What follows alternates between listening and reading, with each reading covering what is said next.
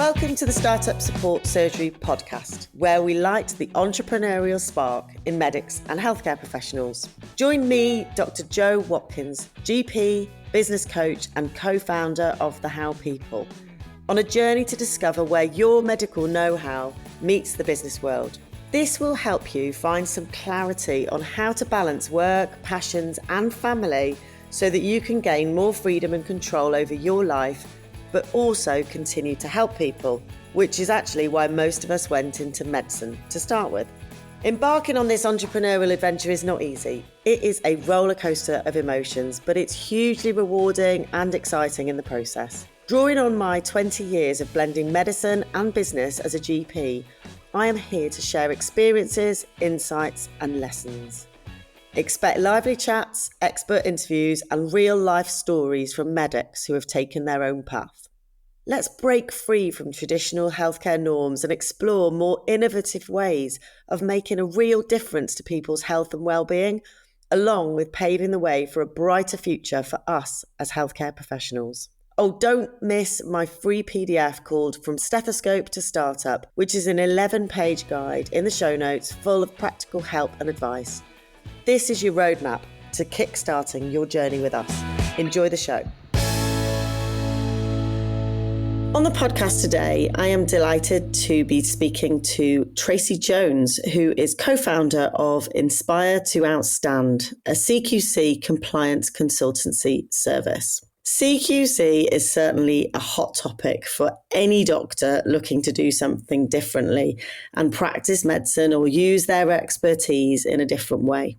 I met Tracy and connected with her last year after we were both featured on a webinar with the British Society of Lifestyle Medicine, and I was fascinated by what she had to say. Her company has seen many people through CQC compliance, including many of my clients. Tracy has her own aesthetic business, as well as having been a nurse in the NHS for 30 years, so she understands all the aspects that are involved in starting up a business, including the highs and the lows, which is part of what we will be discussing today.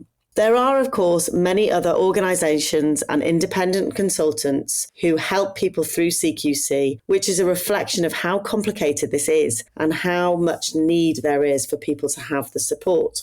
There are other ways of approaching the CQC conundrum, including partnering with an organisation. Kate, Richard and Vian run an organisation called Hexagon Health, and they have been my clients for the last 9 months. Hexagon Health are a CQC registered business, but are able to support other doctors working under their umbrella. And I will be interviewing them on the podcast soon, but we'll link them up in the show notes so that all the CQC information is within this episode. So, without further ado, let's get on with the show. So welcome, Tracy. Thank you for coming to join us today. Thank you for inviting me. Very exciting. It's my first podcast, so... I can't believe that. Yeah, my very first one. Brilliant. Oh, I feel very, very honoured because, as I say, we connected last year. We've had several conversations. We often sort of run things past each other. But just to get us started, because there's going to be people on here listening to this who, you know, the word CQC brings them out in a bit of a rash. There'll be people on here who haven't even started that process, along with others that may be a bit further along. So tell me, as simply as you can to get us started, why should I, as a doctor, doing something differently, practicing outside of the NHS, why do I need CQC and how do I even start? Okay, so yeah, you're right. CQC quite often brings everybody into a bit of a wobble because of their past experiences, specifically if they've worked in the NHS. But for me, as an NMC registrant and having my own business as well as being a CQC consultant, the priority for me was protection, protecting my PIN, protecting my livelihood, protecting my reputation. So I think that's one of the most important things to consider because lots of people think they don't need CQC registration and there's lots of loopholes that they can guide them way through. However, one of the big things I always say is, well, if something goes wrong, where is your protection? And if you're CQC registered and you're following all the requirements for the healthcare regulator of the government, basically, then you have an extra level of protection. So I think utmost that's the most important point. And also, it's the law. If you're offering certain treatments, services, then you legally are required to be CQC registered. Right. Okay. Are there particular things that are stated in terms of the laws, or is it a more general requirement if you are offering, clinical services? Well, it's all underpinned by the Health and Social Care Act. So if you look at the CQC requirement, there's a scope of registration. And it's a very complex document to try and understand, really. But what it means is you're offering medical provision. I mean, it's health and social care, but my expertise is in medicine. So if you're offering a medical provision, and that can be physically hands-on somebody or actually through a counselling conversation, you are then legally required to have CQC registration. And that's because if you don't, who's monitoring and who's checking your service? And we know that we all access these services personally, our family and us. And if we were going to a service provider, would we not want to be assured that somebody external was checking that service provision? So that's how the CQC really works, and that's why we have that healthcare regulator. Okay, so for a listener, let's say, who's done the lifestyle medicine diploma, for example, which is how we met, and they're looking to set up, how early in the process do they need to contact you? Well, I think one of the things we've all seen in the media recently is the changes the CQC have been having in relation to their structure and their portal, etc. And things are a lot slower than we used to experience. So now it's taken on average 8 to 9 months to get CQC registration. So people along that journey really need to anticipate, well, can I actually provide my service without it? And if you can't, you need to then bear in mind that you're talking really 9 months before you're going to have that legal piece of paper to say, now I can formally and legally advertise my wares and see my patients and start to earn an income. So probably for me, I would always say the earlier we get involved with a business, the better, especially if they're offering a service via a clinic environment and they might need to make some changes to that, or they might not understand what the requirements are for those environments that they might be renting. We quite often get involved with clients and help them in relation to finding the actual premise that might be suitable for the service they want to offer. So as early as possible in the journey, really.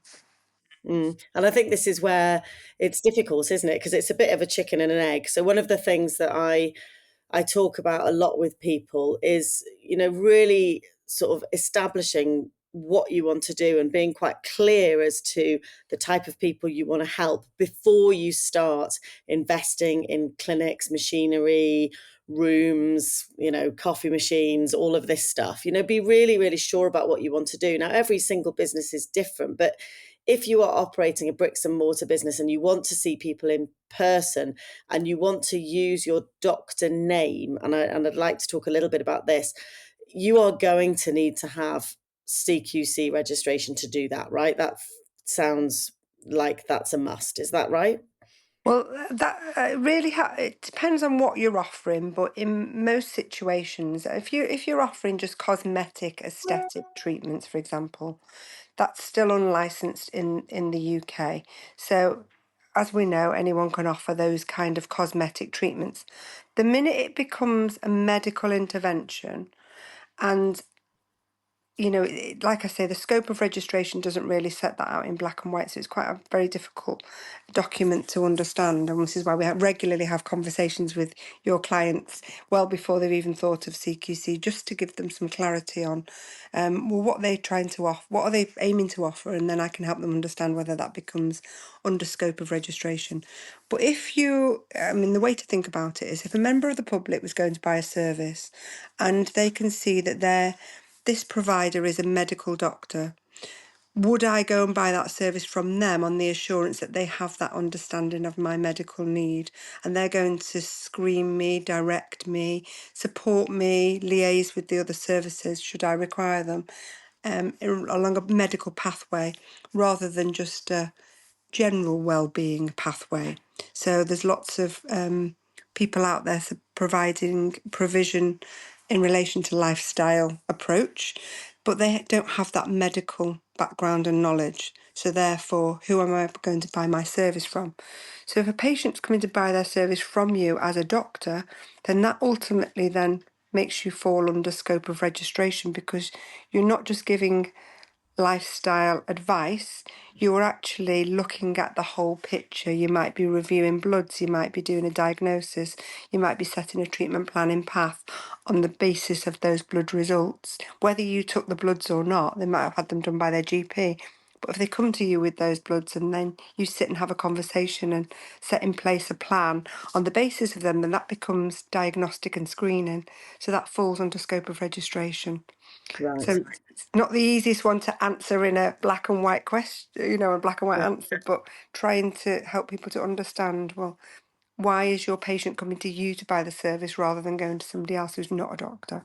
Yeah. And I think this is a point at which people get a little bit aggrieved as well as frustrated, because obviously there are health coaches, pharmacists, other people within the professions allied to medicine space that do not necessarily need to have this. But as doctors, we do. And partially, ultimately, you should be able to attract more people potentially, and potentially charge more for your services because of your medical degree and your that your experience or your credentials around it. And more and more I'm trying to say to people that this is, if you want to use that doctor label, this is almost the kind of price that we have to pay for it in a way, although that's not the right saying. But I think people find very frustrating that a health coach can train and go out there and give lifestyle medicine advice, and not need to go through this process. I'm sure you see that with clients sometimes. Is that right? Yeah, absolutely. And I regularly present at conference, and one of my slides says, I'm not the regulator, I don't make the rules, I don't work in Westminster. So as much as I disagree with some of the law that we have in place currently, ultimately it might feel unfair. However, like you say, and you rightly refer to that, is you charge according to your expertise. You charge according to your knowledge and your expertise. So therefore, people who are buying your service are not the same people that are going to buy the service from somebody who doesn't have that medical background. And that's exactly the same in my situation. I have my own CQC registered clinic, and I probably charge more for a consultation for skin and a filler treatment or a toxin treatment than, a non-medic who might be, not far down the road from me, but actually they're coming to me knowing that I have that medical anatomy and physiology understanding and expertise and those qualifications that have taken many, many years to achieve. So I feel justified in the fact that I'm charging that money. But then equally, I'm CQC registered also because I know that my ultimate protection is that I am following all the regulatory process. So if anything ever goes wrong in my clinic, for example, I have all the legal things in place, such as my insurance, but I've also got this extra layer of safety in the governance that I have, the fundamentals and foundations of my service.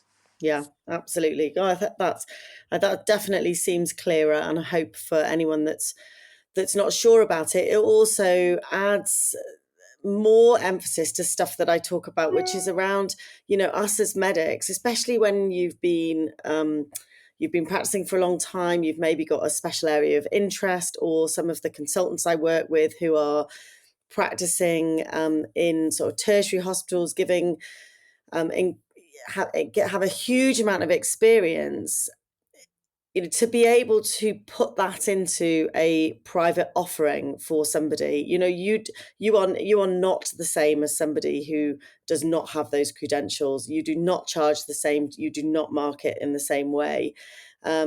So yeah, seeing this slightly differently is an opportunity for you to have more credibility behind what you do than somebody else who's potentially not medical, is a nicer sort of spin on this, because like you say, you didn't make the rules, this is the way it is. So let's leave that behind a minute, and let's go to, we've talked about the bricks and mortar space. I want to talk about the various different ways that people can practice can actually sort of get involved without going through the process themselves in a minute. But before we do that, what about online services? So what about people that are operating maybe online group programs or one-to-one coaching via Zoom? Do they need CQC registration? Yes, again, it depends on what they're offering, but we regularly work with clients who are never going to work out of a clinical environment, that they're always going to run a remote service. And we've worked with some very successful businesses that have, achieved outstanding at CQC inspection, and they are only remote services. So it's down to exactly what you're going to offer, what the services are you're going to offer. And the CQC have widened their scope in relation to what they expect from an environment also, because there's lots of people leaving the NHS now and going to work in private practice, and they might actually work from a facility within their own homes. They might have a converted garage that they've made into a clinic room, a consultation room. They might be actually working from their own spare bedroom for a remote service. And that's okay, as long as that environment, that service, the safety in relation to GDPR and patient safety is all up to standard. So there's a variety of options in relation to how you can register and start your business. Okay, great. So moving on to the other options, if you don't want to become completely CQC registered yourself, what are the other ways that you can make sure that you're CQC compliant in the way that you practice privately? Are there any other choices? Well, you can go and, if you're offering a service that should be regulated, so it falls under scope of practice, but you don't want to go through the whole process of registering your business, and it's your business that's registered. It's not the environment specifically. You list the environment of where you're working or how you're working, but it's your business that's registered. So we always recommend most of our businesses become limited companies, and that's because that's their own protection as well. But it's your limited company that's registered with the CQC. So if you're not ready to register your business yet, you maybe want to try it for a year, see how it goes, see if it actually is what you want to do, then you can go and work from another facility. So, for example, I have a CQC registered clinic. I have a dentist that comes and works in my clinic. When she is seeing patients for regulatory provision, for example, she's doing toxin injections for bruxism, then that is my patient. That becomes my patient because I am the regulated provider. She's giving the service, but the patient is buying the regulated provision from a provider who has gone through the rigor of the CQC assessment. So the patient pays me, I then pay her. But the patient ultimately has to buy the service from the business that is CQC registered. So that's a great option, isn't it, to try it out? And you can, I always say to people at this point, have that informal conversation, put it in writing, to say, look, I want to give this a go and I'd like to practice from your CQC registered clinic for the next 6 months to a year, to give you that opportunity to see how it works for you, who you like to help, how it, how you want to practice. Because sometimes I find once people get going, it maybe doesn't look quite as they thought it was going to look. So this is a really good option. And essentially, you're then going to take, a cut of their earnings for the CQC registration element as well as the rooms, right? Yeah, well, I mean, it costs me about £1,800 a year just to be CQC registered, so I have to pay the CQC that. In addition to that, you have to have different governance processes in place that cost money. You have to have somebody who's equipped just to do the CQC regulatory audits, risk assessments, all of those things within your team. Or if you're going to make time for that, then your time is money. So every hour you spend on that is income. So you have to consider all of that. So yeah, the cost implications to be CQC registered. And one of the things that I will have a conversation with any new client that I'm talking to when we explore what they want to offer, because a lot come with the view they want to treat children. And one of the things I will say to them, in my background for 30 years has been paediatric nursing, so I could very easily treat children in my clinic, and my other nurse is paediatric too. I don't, because the income that generates from treating children doesn't outweigh the headache it brings in relation to the CQC red flags that pops up, because CQC have certain services that they will review more often, and one of them is children. So you have to consider all of these things. There's lots of things to talk about and explore, and I'll regularly have a conversation with clients or potential clients and use some of my own experience from having my own business for the clinic I've had for just over 4 years now. And, being really brutally honest and saying, look, you don't make any money in the first few years, you're ploughing it back into your business like any new business when you're starting off. You have to reinvest and reinvest and reinvest, and you're not going to be rich quick overnight, so don't go into anything like this if you think that it's going to make you millions. It's not. It takes time. It's about building your reputation, building your patient load, finding what works for you and what doesn't work for you. My journey's been very different along the path. Where I am now isn't where I was 4 years ago. All of that takes time. But I mean, having somebody like you involved with them as a business coach is amazing, because you're giving them all that advice. Whereas I went into it without a business coach. Had I known you 4 years ago, Joe, you would have been a lifesaver for me. But I fumbled my way through and found things that didn't work and wasted an awful lot of money on things that I didn't need to, because I didn't know. And it's hard to feel like you can trust somebody and ask them. Yeah. So having a business coach is amazing, because you can actually ask those brutal questions and not feel a fool because you don't know the answer.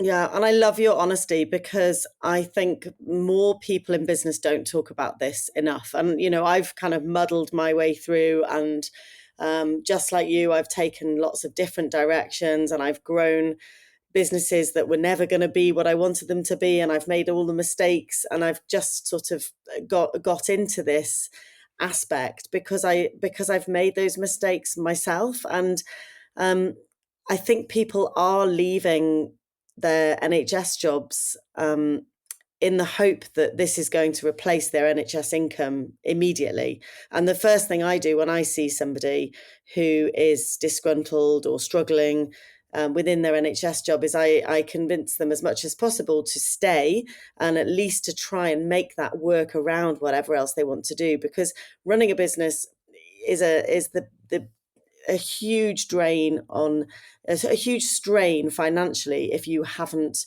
got the ability to pay the bills and keep the roof over your head. So you need to try and change the way you're working to be able to allocate the time that is required to be able to put the money in to start this up. And I always say to people, if you were going to open a deli on the high street, or a secondhand, revamped clothes store, or a bar or something in your local town, you would have a huge amount of fixed expenses that you would have to invest into getting that business off the ground.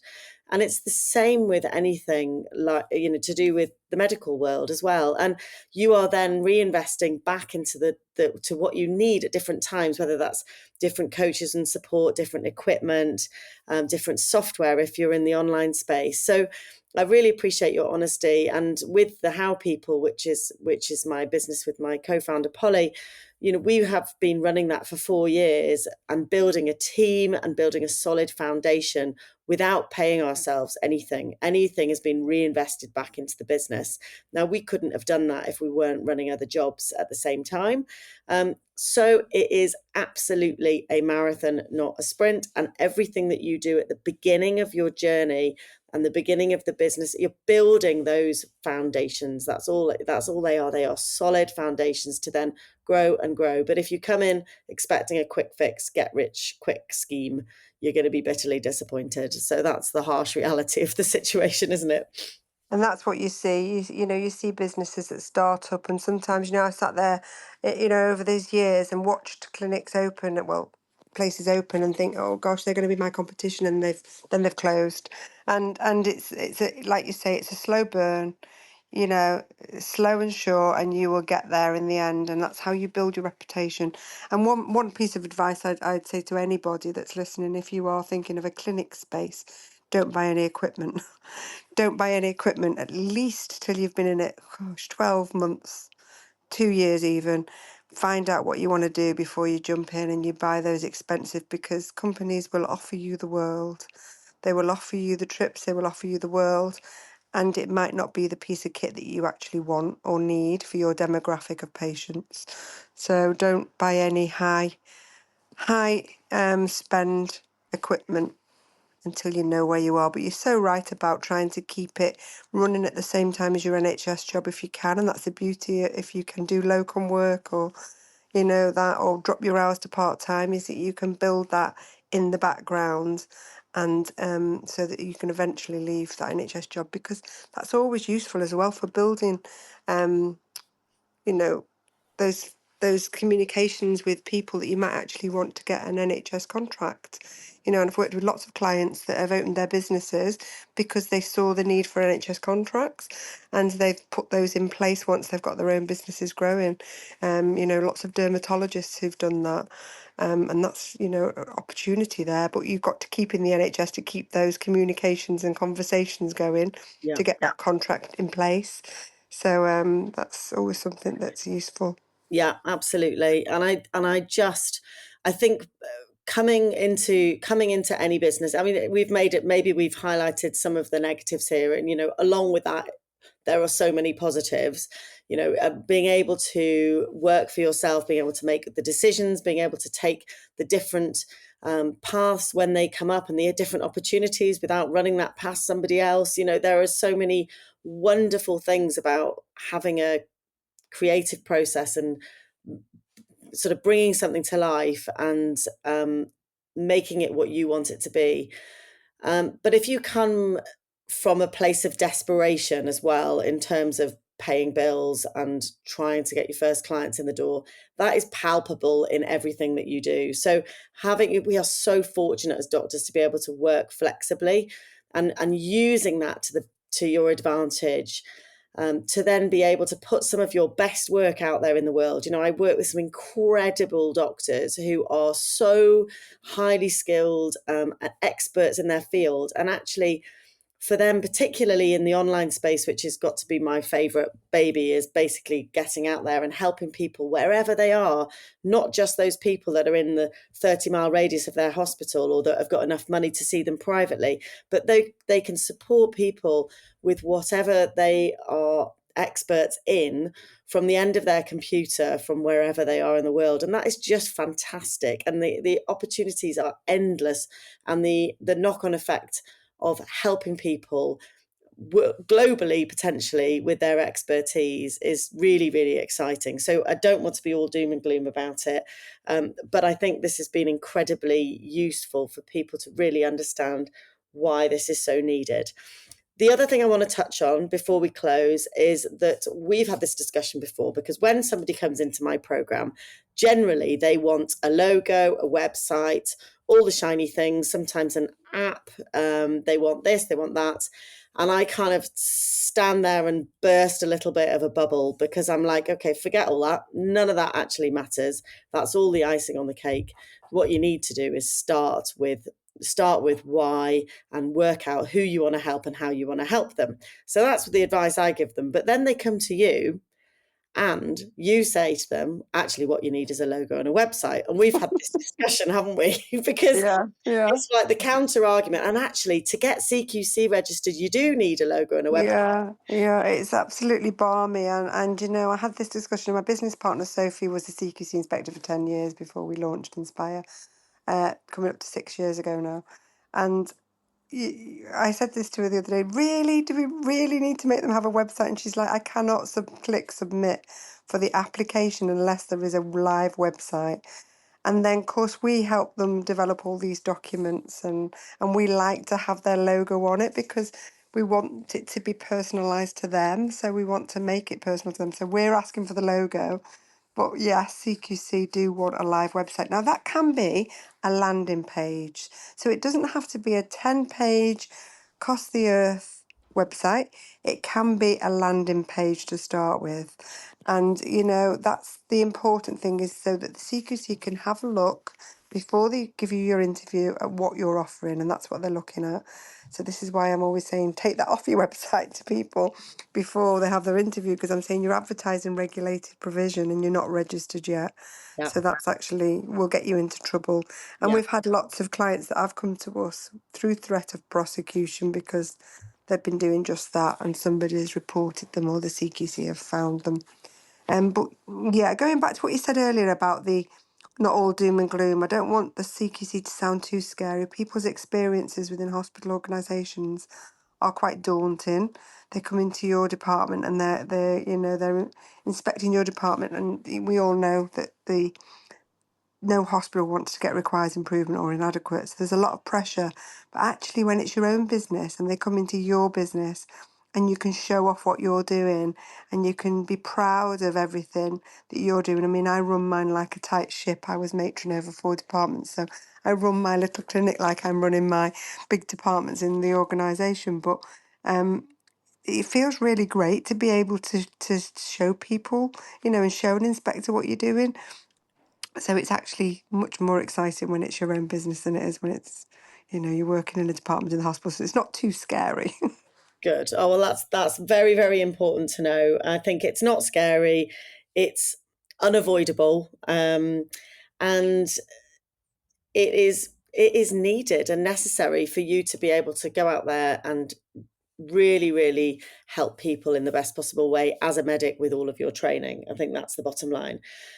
Before we wrap up, I want to touch on the fact that this whole logo, website, domain name, we've had a chat, and I know you have got somebody that you recommend, and I've now got somebody that I recommend who I work with, Karina, quite closely, and I'm going to put together a sort of offer whereby I can just get people through those basics. But that basic with me includes a conversation with me so that I can help you really refine and define who you want to help and how you want to help them before getting that simple, like, landing page is basically a 1-page presence. It's essentially your address online, so somebody hears about you, looks you up and can see exactly, who you are, but it doesn't have to have all the shiny bits, and it doesn't have to have the email list generator and the opt-in pages and the freebies, and all of that comes with our more comprehensive service. But we want to just put together something basic, but you need to get it right from the beginning. So it's worth having the domain name and the email linked, and the landing page and a simple logo. People worry about, I don't want to do a logo that's going to be on Canva, but actually, do you know what? You can do simple logos yourself, or you don't need to spend the earth to get somebody who knows what they're doing to do something more unique for you. But do you know what? Sometimes these things change, and you might want to alter in a couple of years. And I guess that's okay from your point of view, Tracy, if somebody wanted to rebrand 3 or 4 years down the line. Yeah, I mean, that's absolutely fine. The only thing that matters for the CQC perspective is the limited company doesn't change. So like I said earlier, it's a limited company that's registered, known as. So that known as can change over the years. So you might decide to rebrand and change your name, and that's okay. We just inform the CQC of that information, as long as the limited company or the company on Companies House has not changed its identity, because that's what it is that's registered by the CQC. Fantastic. Right. Well, on that note, we will sign off. And I just wanted to say thank you so much for your time. I know you've had a very, very busy couple of days, so thank you for making time to chat with me. How do people get in touch with you? I'll link everything in the show notes, but how is it best to get in touch with you? And do you encourage people to have a call with you? How does it work if somebody wants to reach out? Yeah, I mean, you've got my website. So our website has our email address and my phone number. It's my phone number that's on there. And yeah, no problem at all. If you've got my phone number off the website, drop me a text. Say, can we have a conversation? I might not be ready yet, but I'd like to know a bit more. That's absolutely fine. We regularly chat with people, and I'll have people that will pop up 2-3 years later and say, do you remember we had a chat once? I'm now ready. I've got a busy, practice going, and I really need to now register to get, offer more services to my portfolio. So that's absolutely fine. There's no cost to have a chat, and that's absolutely fine. And we're always happy to talk to your clients, Chair. Oh, brilliant. Well, thank you very much, Tracy. And we will see you again soon. Thanks very much. Bye. I hope this episode has sparked some new ideas or challenged your thinking. Transitioning from medicine to business is not easy. It's about adapting our skills, while embracing the unknowns of entrepreneurship. It can be nerve-wracking, but remember, you are not alone on this journey. Please feel free to reach out to me via direct message on LinkedIn or Instagram, or just shoot me an email at joe@bendylegs.com for support. And don't forget to grab the free PDF from the show notes, From Stethoscope to Startup, which is your go-to guide and resource for diving into entrepreneurship. Many thanks for tuning in. I will see you next time. Thanks for spending your precious time with me.